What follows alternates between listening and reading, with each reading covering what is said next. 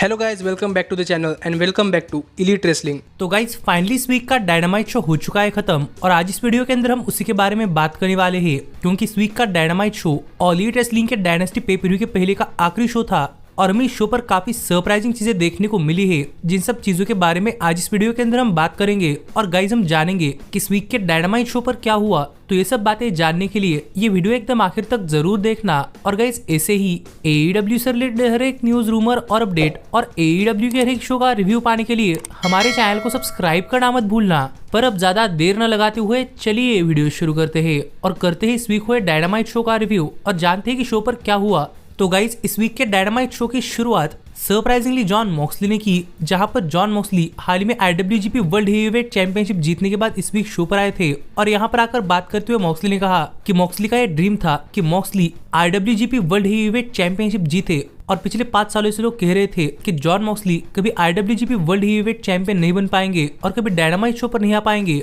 पर मॉक्सली ने यह कर दिखाया है क्योंकि मॉक्सली की स्पिरिट एक फाइटिंग स्पिरिट है। पर जब मॉक्सली यहाँ पर नहीं थे तब मॉक्सली ने देखा है कि डॉन कैलिस फैमिली ब्रायन पर काफी तगड़ा अटैक कर रही थी और एक तरीके से ब्रायन को इंजोर्ड करने का ट्राई कर रही थी। पर अब मॉक्सली वापस आ चुके हैं और मॉक्सली ब्रायन का बदला लेने के लिए रेडी है। इसीलिए मॉक्सली पावर ऑफ हॉब्स को नेक्स्ट वीक एक 1-on-1 मैच के लिए चैलेंज करने वाले हैं। जो बातें यहाँ पर जॉन मॉक्सली ने की तो देखने के लिए मजा आएगा कि आगे मॉक्सली और पावर ऑफ हॉब्स के बीच में क्या होता है। लेकिन ये कहकर मॉक्सली यहाँ चले गए और मॉक्सली ने शो की शुरुआत तो काफी बढ़िया तरीके से की थी, लेकिन इसके बाद में शो पर मर्सिडीज मोने का एक बैकस्टेज सेगमेंट देखने को मिला, जहाँ पर बात करते हुए मर्सिडीज मोने ने कहा कि जिसने किसने लास्ट वीक उन पर बैकस्टेज में लाइट्स बंद कर अटैक किया था उन्हें मर्सिडीज मोने नहीं छोड़ने वाली, सिर्फ उन्हें पता चले कि वो कौन है। तो देखना पड़ेगा कि मर्सिडीज मोने अब किसके पीछे जाती है। लेकिन इसके बाद में एडम कोपलन डायनामाइट शो पर एक mixed gender tag team match के लिए आते हुए दिखाई दिए, जहां पर उनके पार्टनर विलो नाइटिंगेल होने वाली थी। लेकिन हमने देखा कि बैकस्टेज में किसी ने विलो नाइटिंगेल पर अटैक कर दिया था, जिस वजह से वो मैच के लिए नहीं आ पा रही थी। पर इतने में लाइट्स ऑफ हुई और लाइट्स वापस आने के बाद हमने देखा कि ब्रॉडी किंग ने पीछे से एडम कोपलन पर यानी कि एज पर अटैक कर दिया और जूलिया हार्ट भी यहाँ पर आ गई थी और ऐसे एक स्नेक अटैक के जरिए यहाँ पर ये मैच ऑफिशियली स्टार्ट हुआ, जहाँ पर ब्रॉडी किंग ने मैच की शुरुआत से एज पर काफी तगड़ा अटैक कर दिया और यहाँ पर एज ने इस मैच की शुरुआत से लेकर आखिर तक इस मैच के अंदर काफी ज्यादा मार खाया। लेकिन जैसी एज कभी भी अपना कमबैक करने का ट्राई करते तो जूलिया हार्ट रेफरी के पीठ पीछे उन पर अटैक कर देती, जो देखकर एक टाइम के लिए विलो नाइटिंगेल इस मैच के अंदर आ गई और यहाँ पर एज ने काफी चालाकी से अटैक कर दिया और सरप्राइजिंगली में विलो नाइटिंगेल ब्रॉडी किंग पर अटैक करती हुई दिखाई दी, जिस वजह से इस मैच के अंदर एक काफी बड़ा पॉप तो आया। लेकिन हमने देखा कि एक टाइम के लिए रेफरी के पीठ पीछे जूलिया हार्ट ने विलो नाइटिंगेल पर एक स्टील चेन से अटैक कर दिया और एज ब्रॉडी किंग को लेकर रिंग के बाहर तो गए, लेकिन रिंग के अंदर जूलिया हार्ट ने विलो नाइटिंगेल पर अपना सबमिशन लगाकर सबमिशन के सहारे ये मैच जीत लिया। लेकिन इसके बावजूद भी वो जूलिया हार्ट को नहीं छोड़ रही थी, जो देखकर मर्सिडीज मोने यहाँ पर स्टील चेयर लेकर आ गई और देखकर जूलिया हार्ट और ब्रॉडी किंग रिंग छोड़कर भाग गए। लेकिन हम देख पा रहे थे कि प्रोबेबली मर्सिडीज मोने विलो नाइटिंगेल पर अटैक करने के बारे में सोच रही थी,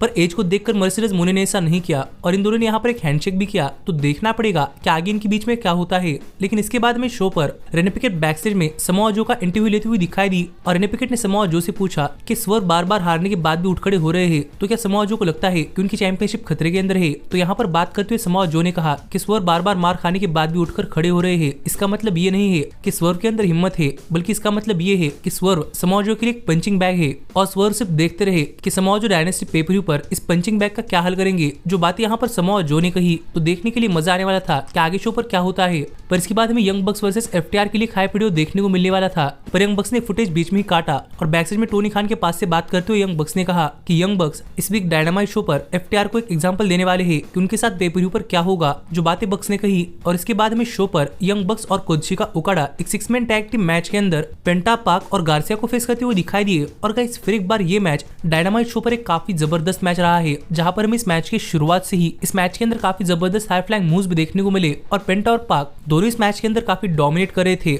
पर जैसे यंग बक्स ने इस मैच के अंदर बढ़त बनाए तो वो यहाँ पर काफी कॉकी तरीके से माइक पर बात करते करते इस मैच के अंदर रसल कर रहे थे, जो चीज उनके लिए भारी पड़ी और उन पर काफी तगड़ा अटैक हुआ। और ऐसे में हमने एक बार के लिए पाक और ओकाडा को भी एक दूसरे के आमने सामने आते हुए देखा, पर अनफॉर्चुनेटली इन दोनों के बीच में ज्यादा कुछ नहीं हुआ। और ऐसे में ही ओकाडा जब इस मैच के अंदर लीगल हुए तब ओकाडा ने सबको रिंग के बाहर कर गार्सिया पर असिस्ट सुपर किक्स लगाने के बाद उन पर अपना फिनिशर रेन मेकर लगा दिया और उन्हें पिन कर ओकाडा ने अपनी टीम के लिए ये मैच जीत लिया है। लेकिन इसके बावजूद भी यंग बक्स ने यहाँ पर गार्सिया पर अटैक कर दिया और उन पर बीटी ट्रिगर लगाया और इसके बाद बक्स एक लैडर लेकर रिंग के अंदर आ गए और बक्स ने गार्सिया को लैडर के ऊपर पटका और इसके बाद बक्स गार्सिया को लैडर के अंदर रखकर गार्सिया पर अटैक करने के लिए जा रहे थे, पर पाक किस तरीके से बेल लेकर रिंग के अंदर आ गए, जो देखकर बक्स और ओकाडा रिंग छोड़कर भाग गए तो देखने के लिए मजा आएगा कि डायनेस्टी पे पर क्या होता है, क्योंकि इनके बीच में चीजें काफी हीटेड हो रही है। लेकिन इसके बाद में शो पर जेरिको, टैज और हुक का एक सेगमेंट देखने को मिला, जहां पर बात करते हुए जेरिको कह रहे थे कि जेरिको ने यहाँ पर टैज को इसलिए बुलाया है क्योंकि जेरिको टैज के सामने हुक से कुछ बातें करना चाहते हैं। और ये कहकर जेरिको ने हुक से कहा कि जेरिको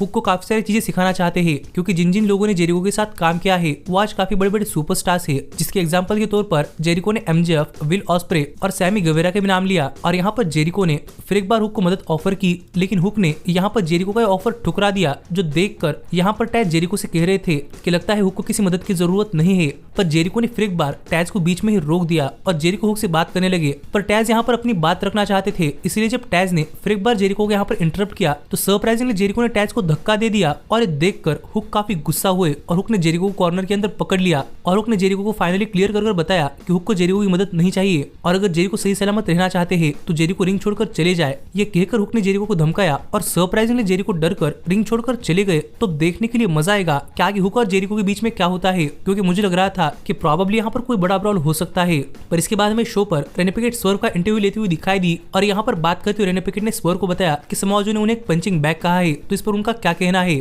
और गुस्से में बात करते हुए स्वर्व ने कहा कि स्वर्व एक पंचिंग बैग नहीं है। और ये बात समाओ जो को डायनेस्टी पे पर नहीं बल्कि इसी वीक डायनामाइट शो पर पता चलेगी। ये कहकर स्वर्व आगे शो पर कुछ करने वाले थे, तो देखने के लिए मजा आने वाला था कि आगे शो पर क्या होता है। पर इसके बाद में शो पर मराया में एक 1-on-1 मैच के अंदर डियाना पुराजो को फेस करती हुई दिखाई दी। और गाइस फिर एक बार इन दोनों विमेंस के बीच में ये मैच इस वीक के डायनामाइट शो पर एक काफी जबरदस्त मैच रहा है, जहां पर हमें दोनों ही विमेंस की तरफ से काफी हार्ड हिटिंग रेसलिंग स्टाइल भी देखने को मिली है। और दोनों ही इस मैच के अंदर जीतने के लिए हर एक पॉसिबल चीज कर रही थी। और जैसे इस मैच के एंडिंग मोमेंट्स पर मराया में डियाना पुराजो पर अपना फिनिश लगाने के लिए जा रही थी, तो डियाना पुराजो ने इसे रोल अप पिन के अंदर कन्वर्ट कर लिया और मराया में को पिन कर ये मैच काफी आसानी से जीत लिया। पर ये देखकर यहाँ पर टोनी स्टॉर्म और मराया में ने डियाना पुराजो पर अटैक करना स्टार्ट कर दिया। और ये देखकर थंडर रोजा यहाँ पर आई और थंडर रोजा ने डियाना पुराजो को बचा लिया। पर इसके बावजूद भी डियाना पुराजो और थंडर रोजा के बीच में काफी सारे हीटेड आर्गुमेंट्स हो रहे थे, जो देखकर मराया में ने इस चीज का एडवांटेज उठाया और वो रिंग के नीचे डियाना पुराजो पर अटैक करी थी। लेकिन रिंग के अंदर थंडर रोजा ने टोनी स्टॉर्म पर अटैक कर उनके पूरे मुंह के ऊपर लिपस्टिक लगा दिया, जिस चीज से टोनी स्टॉर्म काफी ज्यादा नाराज हुई थी। तो देखने के लिए मजा आएगा कि आगे पेपरव्यू के अंदर क्या होता है। पर इसके बाद में रेने पिकेट बैकस्टेज में बुलेट क्लब गोल्ड का इंटरव्यू लेते हुए दिखाई दी और यहाँ पर बात करते हुए बुलेट क्लब गोल्ड ने फाइनली अपने इंटेंशंस क्लियर कर दिए कि बुलेट क्लब गोल्ड को AEW ट्रियोस चैंपियनशिप के लिए मैच चाहिए, जो कहकर इन्होंने यहाँ पर द क्लेम को चैलेंज कर दिया। और इसके बाद में द क्लेम का एक बैकस्टेज सेगमेंट देखने को मिला, जहाँ पर द क्लेम ने ये चैलेंज एक्सेप्ट कर लिया है। तो देखने के लिए मजा आएगा कि डायनेस्टी पे पर क्या होता है। लेकिन इसके बाद में शो पर ऑरेंज कैसिडी 1-on-1 मैच के अंदर शेन टेलर को फेस करते हुए दिखाई दिए और जैसे ही मैच शुरू हुआ वैसे इस मैच के अंदर ऑरेंज कैसिडी शेन टेलर पर काफी तगड़ा अटैक करने के लिए जा रहे थे। पर शेन टेलर के साइज के सामने ऑरेंज कैसिडी ज्यादा कुछ नहीं कर पाए और यहाँ पर शेन टेलर ने इस पूरे के पूरे मैच के अंदर ऑरेंज कैसिडी पर काफी जोरदार अटैक किया और ऑरेंज कैसिडी ने इस मैच के अंदर काफी मार खाया। और शेन टेलर इस मैच के अंदर डिस्ट्रैक्शन का भी काफी फायदा उठा रहे थे, जो देखकर एक टाइम के लिए ऑरेंज कैसिडी ने इस मैच के अंदर अपना कमबैक करते हुए सबसे पहले रिंग साइड पर खड़े हुए शेन टेलर प्रमोशंस को टेक डाउन किया। और रिंग के अंदर ऑरेंज कैसिडी ने सरप्राइजिंगली शेन टेलर पर लगातार 2 बार अपना फिनिशर ऑरेंज पंच लगाकर उन्हें पिन कर ये मैच जीत लिया है। लेकिन ऑरेंज कैसिडी के मैच जीतते ही यहाँ पर शेन टेलर प्रमोशंस ने आकर ऑरेंज कैसिडी पर अटैक करना स्टार्ट कर दिया, जो देखकर यहाँ पर ऑरेंज कैसिडी को बचाने के लिए क्रिस्टोफर डेनियल्स और मैट सैडल आ रहे थे, लेकिन इन पर किसी ने अटैक कर दिया। और गाइस ये कोई और नहीं बल्कि ट्रेंट थे, जो कि इन लोगों को ऑरेंज कैसिडी को बचाने नहीं दे रहे थे। और हमने रिंग के अंदर देखा कि शेन टेलर प्रमोशंस ने ऑरेंज कैसिडी पर काफी जोरदार अटैक कर दिया था और इसके बावजूद भी ट्रेंट ने ऑरेंज कैसिडी को नहीं बचाया और बैक से चले गए। तो देखना पड़ेगा कि इसका मतलब क्या है और ये राइवलरी आगे किस डायरेक्शन के अंदर जाती है। पर इसके बाद में शो पर रॉड्रिक स्ट्रॉन्ग और काइल रैली के लिए एक हाइप वीडियो देखने को मिला, जिस सब के बाद फाइनली यहाँ पर टाइम हो चुका था शो के मेन इवेंट का, जहां पर हमें विल ऑस्प्रे एक 1-on-1 मैच के अंदर क्लूडियो कैस्टनोली को फेस करते हुए दिखाई दे रहे थे, जो मेरे लिए तो एक ड्रीम मैच है। पर जैसे ही मैच शुरू हुआ वैसे हमने देखा कि क्लूडियो ने ऑस्प्रे पर काफी तगड़ा अटैक कर दिया और डायरेक्टली ऑस्प्रे को पिन करने के लिए गए, लेकिन ऑस्प्रे किस तरीके से बच पाए। और क्लूडियो इस मैच के अंदर इतना गुस्सा इसलिए थे क्योंकि डॉन कैलिस फैमिली ने लास्ट कोलिजन शो पर ब्लैकपूल कॉम्बैट क्लब पर काफी तगड़ा अटैक कर दिया था और इसीलिए क्लूडियो पूरी जी जान लगाकर इस मैच के अंदर ऑस्प्रे पर काफी तगड़ा अटैक कर रहे थे। पर ऑस्प्रे भी इस मैच के अंदर बने रहे और ऑस्प्रे के हाई फ्लाइंग मूव्स के सामने क्लूडियो भी ज्यादा कुछ नहीं कर पाए, जो देखकर इस मैच के अंदर पूरा का पूरा क्राउड दोनों सुपरस्टार्स के लिए चीयर कर रहा था। और यहाँ पर दिस इज ऑसम और फाइट फॉरएवर के भी चैंट्स हो रहे थे। तो जरा आप सोचिए कि मैच इतना जबरदस्त होगा। और मुझे तो ये मैच काफी पसंद आया है, जहाँ पर दोनों की तरफ से मूव्स और काउंटर मूव्स भी देखने के लिए काफी मजा आया। लेकिन इस सबके साथ ही अगर हम बात करें इस मैच के विनर की, तो इस मैच के क्लोजिंग मोमेंट्स पर क्लूडियो ऑस्प्रे पर अपना जायंट स्विंग लगाने के लिए गए, पर ऑस्प्रे ने इसे एक डीडीटी के अंदर कन्वर्ट कर लिया और इसके बाद क्लूडियो पर अपना फिनिशर हिडन ब्लेड लगाकर उन्हें पिन कर ऑस्प्रे ने ये मैच जीत लिया है, जो देखा जाए तो ऑस्प्रे के लिए काफी शानदार विक्ट्री थी। पर ये मैच खत्म होने के बाद डॉन कैलिस फैमिली ने यहाँ पर आकर क्लूडियो पर अटैक करना स्टार्ट कर दिया, जहां पर ऑस्प्रे तो ये अटैक नहीं करना चाहते थे, लेकिन ये अटैक देखकर यहाँ पर जॉन मॉक्सली आ गए और मॉक्सली ने यहाँ पर डॉन कैलिस फैमिली पर अटैक करना स्टार्ट कर दिया और मॉक्सली और क्लूडियो ने मिलकर रिंग खाली कर दी, जहां पर मॉक्सली ऑस्प्रे पर काफी गुस्सा दिखाई दे रहे थे। पर ऑस्प्रे भी नहीं चाहते थे कि Don Callis family Blackpool Combat Club पर अटैक करे, इसीलिए ऑस्प्रे गुस्से में बैकस्टेज चले गए। तो देखने के लिए मजा आएगा कि डॉन कैलिस फैमिली और ऑस्प्रे के बीच में क्या होता है, क्योंकि चीजें काफी हीटेड हो रही है। पर इस सब के बाद हमें स्वर्व स्ट्रिकलैंड डायनामाइट शो पर आकर समोआ जो को कॉल आउट करते हुए दिखाई दिए और स्वर्व कह रहे थे कि समोआ जो यहाँ पर आकर दिखाए तो स्वर्व दिखा देंगे कि स्वर्व समोआ जो के साथ क्या करने वाले हैं। और स्वर्व के ऐसे कहते ही समोआ जो यहाँ पर आ रहे थे, जहाँ पर काफी सारे सिक्योरिटी समोआ जो को रोकने में लगे हुए थे, लेकिन स्वर्व ने पता नहीं कैसे लेकिन टॉप रूप से उन सिक्योरिटी गार्ड्स पर एक स्टॉम्प लगा दिया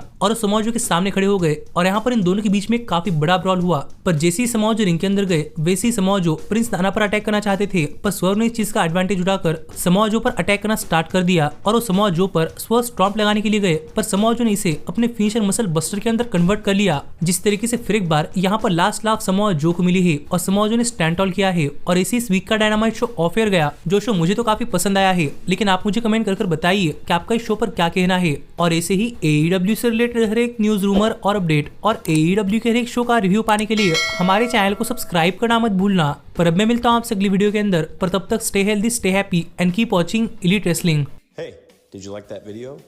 Click the screen for more. And where do you think you're going? Check out our official merchandise page and to support the entire cast. And thanks so much for being the elite. The elite, the elite. What, Nick, you're not going to sing it all with me this time?